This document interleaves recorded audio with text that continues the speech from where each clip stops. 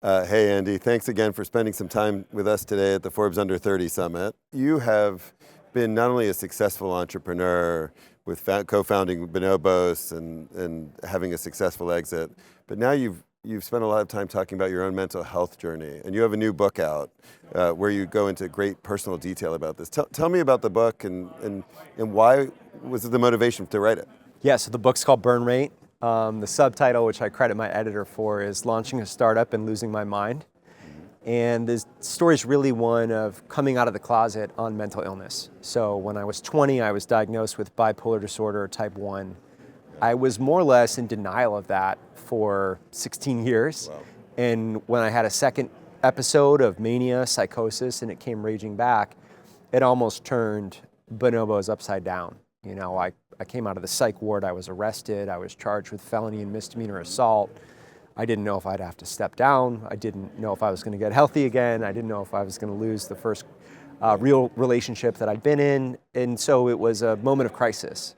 And I felt like, from what I was learning, all too common as a moment of crisis. We have so many people in the entrepreneurial community who are dealing with mental illnesses, mental health issues, neurodiversity. And so the idea of the book was to, I wouldn't say come clean, but to share. And how has it felt? I mean, coming clean around your experience, I'm sure has kind of raised some conversations with either your family members, some of your friends, maybe even some investors. What's the reaction been? So I'm gonna say something contrarian. It's been amazing.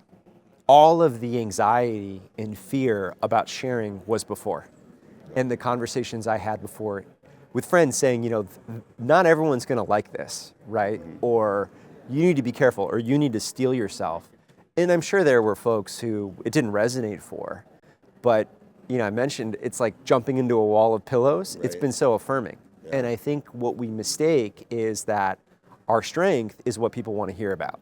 And the truth, I think, is that's inverted. What people want to hear about is our struggles, and what they want to see is our vulnerability rather than our armor. Yeah, it's really fascinating the way you say that, because I think, as we've talked about, there's really some structural barriers inside the entrepreneurial ecosystem that limits people from feeling good about their own mental health, or maybe going and seeking help because they're afraid they won't get money from a venture capitalist. They won't maybe have a vendor that's going to buy or work with them. So what are things that we should be changing in the entrepreneurial ecosystem that allows your story to be maybe a cautionary tale or a vision for what a better story can be for a next generation of entrepreneurs? I think it starts with the CEOs. I think as a CEO in an enterprise, you have a chance to be honest in a way that makes the environment for your whole team safe. Yeah. Because if the CEO is on the record as saying, here's what I'm dealing with, or here's something that's difficult at home right now. And it doesn't have to be a diagnosis, right? Mm-hmm. But just something, right? Challenges that we're having in our families, or issues with addiction. Hard to talk about in the present tense, but possible. And so I think if CEOs set the norm, that can start to change the conversation internal to a company. Yeah. And I think, the more success you have, the more important it is, right? It might not be easy to say on your first day, but as you ascend, you have an obligation and a privilege to share what you're dealing with. Yeah, you really do have that ability in so many ways to set the culture of an organization as the CEO, which is, I think, the point you're making. But that culture of acknowledging the struggle, right? And then making sure that people feel like it's okay to ask for help and say to one another, maybe we should be checking in with each other. That's just so different, though, than the culture a lot of times, which is, on Instagram, in social media, that says I'm winning. Nobody likes to post those stories. So what do you say to those individuals who are trying to maybe show that they're winning through social media, but also are struggling on the inside with either mental health challenges or just a journey of the travails of being an entrepreneur?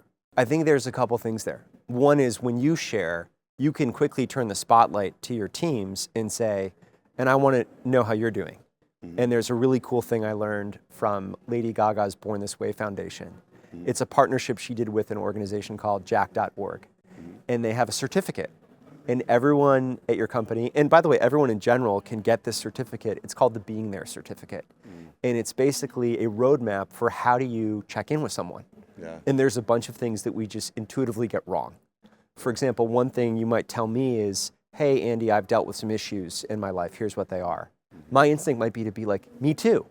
Turns out that's not the right moment to shift the spotlight to me. That's right. Or second, if you appear to be experiencing something, but you don't say anything about it, then I shouldn't go there.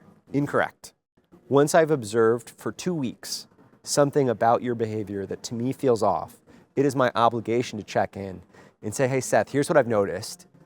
Here's what I'm noticing. Keep it fact-based about the observation. And then just say, I just wanted to check in and see how you were doing.